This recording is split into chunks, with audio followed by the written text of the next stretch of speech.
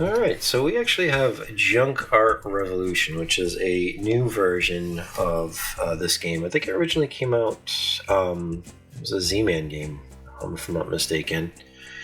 Yeah, it's essentially one of those, kind of build with weird pieces there. I mean, that's kind of how I feel. This lady's sentiment right there is how I feel placing things.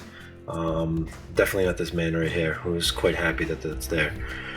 But yeah, this is a new version from, I believe it was, it's from Ludanova. I think that's the company that's on the back, yeah. But yeah, new artwork, same designers there, yeah, so just in case you want to know. So this looks like it's the Spanish and English version.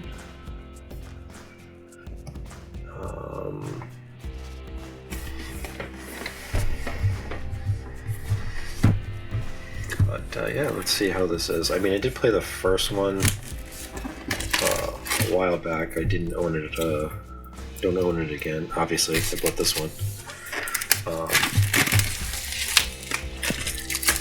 So the box quality seems to be very good. It's got a bit of a sheen on it. I don't know if you guys can notice that. Yeah, the light kind of kicks on it pretty well in certain places.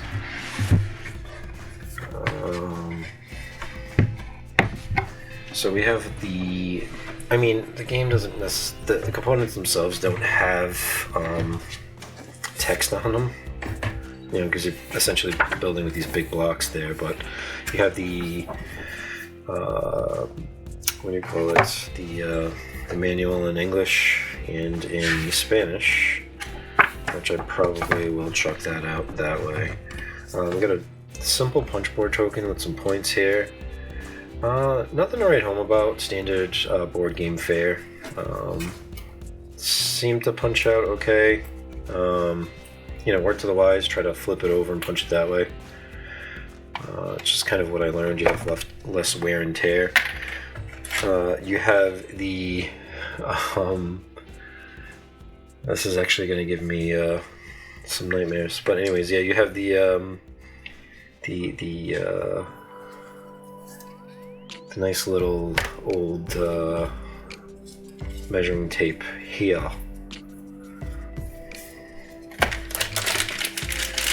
To measure the height, we have some chunky painted wooden blocks here that are all the same here.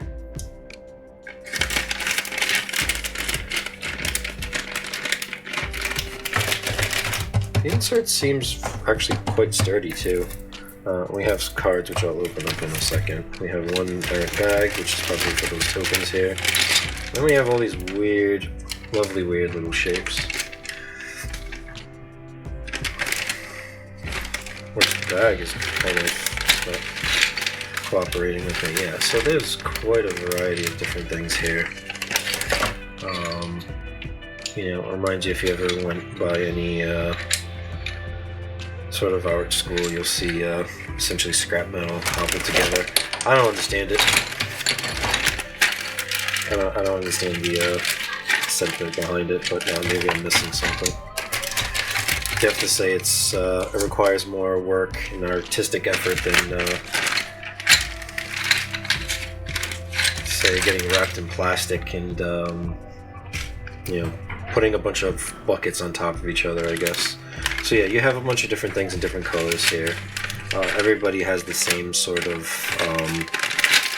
amount of shapes, depending on the player colors. And they definitely pop, so I don't think anybody with color blindness, so maybe with the oranges, but you should be alright. Yeah, but essentially you've seen all the pieces there. Everybody has the same amount. And then let's go with the cards. Which is essentially what you're going to build, or what it's going to tell you to build. And I actually don't really know what's really changed in terms of this edition to the other one, but the rulebook did say, I looked glancing at it very quickly, You know, I did mention cities, so maybe you're playing. There's a police hat there. Yeah, so here's the cities right there.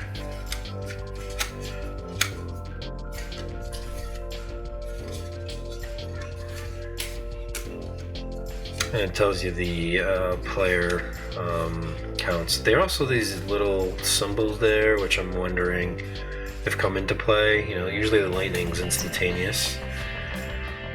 And then we have these cards here, which are entirely in Spanish. Oh, maybe not so. I think you have a set for English, and Spanish, which is pretty good. Yeah, I might give these away if somebody's main language is that. But I don't know. But yeah, that's what's in this game. I have to say, pretty nice components. Pretty nice production quality. I've definitely seen worse. But yeah, looking forward to getting this to the table. I'm sure my kids will love that. They'll be definitely screaming, you know, trying to get things to look the way they ought to. But yeah, that fell out. We have our Junk Art Revolution.